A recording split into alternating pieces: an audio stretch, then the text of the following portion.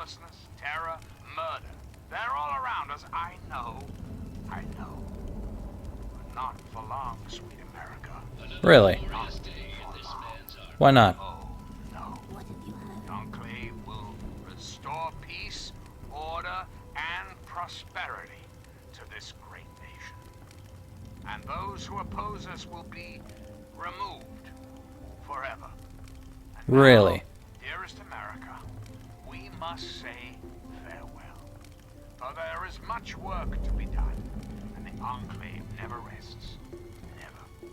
Until next time, this is John Henry Eden signing off. Yeah, I don't know. Not sure I really like that Eden fellow. He seems a little bit, too full of himself. In any case, we will be back in just a second here. And we are back once again. Sorry about that. Choking up a lung. Didn't really want to record that. Anyway, let's see here. I believe I saw Carol's place over here, so let's go check that out. That would be music. Excuse me. Hey, you. No. What's new? What's the word? Nothing going on around here. Alright. What do you need? You must be Greta. I hear someone wants you dead. Morning, hun. What will it be? What do you know about the Underworld? To tell you the truth, hun, I don't really know much about it. All I know is that it used to be some sort of exhibit. Something about hell or the afterlife or something. Tulip knows that sort of stuff. Not like anyone around here ever buys anything from that shop of hers. Yeah, I was down in that shop of hers, but, what I wanted, I just couldn't get. Things happened, people walked in, and I never got what I, really wanted to get. Also, that fire behind you is oddly frozen. Do you, know anything about stopping time? Because it seems like when I look into your eyes, the world around me stops. No, wait, I totally didn't mean that way. I gotta go. You humans have such weak stomachs. Yeah. Yes. Hey, how's it going, Carol? Yeah, what is it? Oh my, someone new. I'm so sorry. You must think I'm terribly rude. Welcome. Welcome to Carol's place. I'm Carol. It's not much, I know, but it's mine. So if you need anything, just let me know. Greta will get you any food you want, and I handle the rooms. It's so good to have someone new here, even if it is an ugly old smooth skin. I'm kidding. I'm just kidding. Don't make that face. You'll love it here. Yeah, I'm sure I will. You ever heard of a guy named Gob? Gob? Yes, of course. He's my son. Well, not really. Not like you would think of a son. We ghouls don't really work like that, but I love him like he's my own. Do you know him? Have you seen him? Is he alright? Yeah, I've seen him. He works for a guy up in Megaton. I think he might be a slave, though. That's terrible. But at least I know he's alive. So that's something. If you get up that way again, tell him that I said I miss him and that I love him. But he shouldn't try to escape. It's too dangerous. No, he should stay put where he is. I couldn't bear the thought of him getting hurt. Well, I could probably help him escape, and then he would be okay, because I would shoot anyone who didn't let him escape. Of course, I would probably have to shoot every single person in Megaton if that happened. I could live with it. So, you run this place with Greta? That's right. Her and I have been together for, about 60 years now. But things haven't really been the same since Gob left. He was like a son to me. I think Greta was always a little jealous of him. 60 years? You don't look a day over 40. Sort of. So, how'd you end up here? Oh, that's such a long story. You couldn't possibly want to hear about that. No, Carol, I'd love to hear your story. Well, okay. But it's nothing special. I was born in 2051, so yes, that makes me a pre-war ghoul. Really? Remember the day the war started?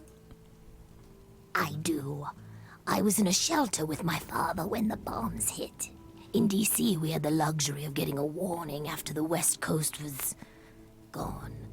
I Gone? was just a little girl then. We couldn't afford a space in one of the vaults. I remember filing down into that shelter, my father rushing me in. He stopped to help this one family. And I looked up and called his name.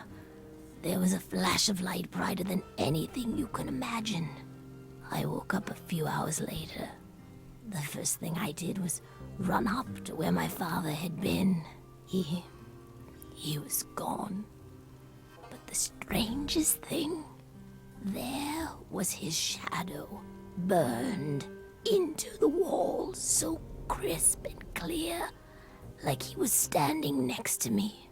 The heat had burned it into the concrete. That's kind of creepy. I don't think I would want to see that. Not from anyone I was related to. That would probably scar me for life. And it seems to have scarred you for life in different ways. Anyway, what was the wasteland like after the war? The city was on fire for weeks, maybe months, I don't know. I hid down here in the museum. It was the closest building to the shelter I was in. But I could hear what was happening above. People howling like animals, chaos, looting, killing. It's like every foul thing inside of them came out. It was a nightmare. I don't want to talk about it. Yeah, I don't think I would either. So, how did you end up as a ghoul? I don't know how it happens. Dr. Burroughs says it was radiation. All I know is that people kept showing up here in the museum. After things calmed down above ground, we tried to live down here as best we could. After a while, things got strange. My skin started to get dry and flake off. Everyone's did. It took a while. Months, maybe a year. But sooner or later, everyone ended up like this. Some of them went crazy. Some of us just accepted it. After a while, other ghouls would find their way in here, and Underworld just sort of grew. No one bothered us down here. We were happy enough to leave them alone. And once my Greta showed up, it was a good enough life for me. Yeah, that's not too bad. See, and you said you weren't interesting, talking about people's shadows being burned into walls and cities on fire and other creepy things. You tell the same story for 200 years, you'll feel pretty uninteresting too. 200 years? Jeez. Okay, I didn't think you were that old. What can you tell me about the Underworld anyhow? I've been here since we founded the town. Before that, well, life out in the wastes wasn't very pleasant for us. But so long as we stay down here, we can live our lives as people, not monsters. I think things are better this way for everyone. That's cool. I gotta get going though. You come back real soon now. Sure. I'll also be But with that, and we're going to have a problem.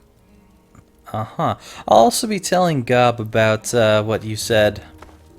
Even though you're thinking I'm gonna do things to all of your stuff back here. Yeah, no problem. Anyway, let's get on going. See what we got going on. If there's anything else, I don't think so. I think we basically covered the walls of the Underworld. Hi. You're new though. Oh, hey, look at that. A human with hair. Hey, you think we can do something about that? You know, you've totally got hair too. But about what anyway? My hair or my face? Yeah, man, that's what I do. I cut hair. Oh. I know you look around here and there ain't a lot of work to show off, right? Yeah. These corpses only got half a head of the stuff, so I never get a chance to work on a full head. Come on, no charge. No, I don't think so. Are you taking Jet over here? Well, yeah. So, what else do I have to do except get high? You think that I need to be sober to cut a ghoul's hair? Half the work is cutting the skin off. Ew. These guys don't care how they look anyway. They just humor me. So why would I want you to cut my hair if you're high? Right. So how does a ghoul end up as a barber? I prefer stylist myself, but whatever works for you. Everyone has a gift, you know? I used to live in Rivet City. Folks there had enough money for me to do okay. But after I, changed, no one would let me touch them. Oh. I ended up here. Of course, a ghoul with a barber shop makes about as much sense as a screen door on a submarine, so... fuck it. I just took up Jet. At least it passes the time, you know? I guess so. I gotta get going. Remember, no charge. Sure, Snowflake. Since I know that you've actually done it before, maybe I'll let you someday, but not while you're high. Don't let the smell get to you. Everything around here, always busted. I bet you, that girl is awake. No, she's still sleeping. Now the question is, can I manage to get into any of this stuff before someone comes in? We'll be right back in a minute to see if I manage to get into this computer. Well, I got into the computer. That was Cloud. We'll see if I can manage to get in the safe behind me as well. Paradise Lost, Book 1. O Prince, O Chief of many throned powers that led the embattled seraphim to war under thy conduct. Wow, this is gonna be some strange reading here. You know what? You all can read this yourself. I do not feel like reading this particular book. I'll let you all read that if you care to. Just pause whenever. There you go. Holy crap, this is long. Glad I'm not going to read this. Book 2. There you go. I'll probably read this on my own time. At some other points. Apparently there's Gehenna in here. I told you this had something to do with vampires. Alright. So where's book 3? It's just like went straight to book 4 here. That was strange. And then a whole bunch of other missing books.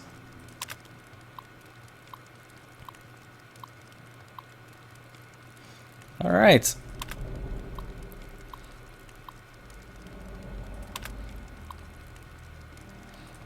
I'm sure this would be interesting and all, but I am not going to read it at this moment.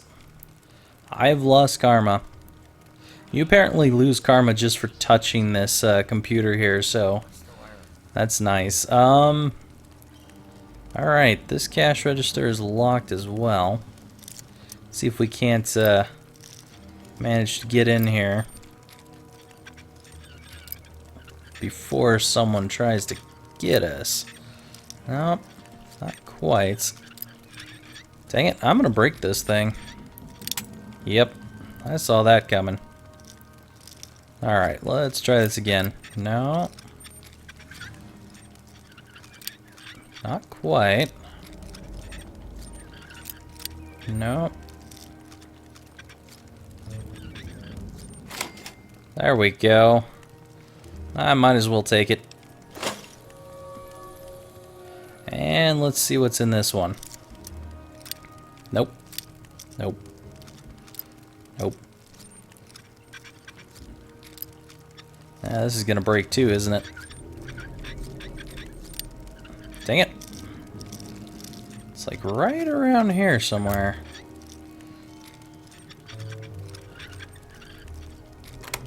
Oh, got it. Nice. Alright.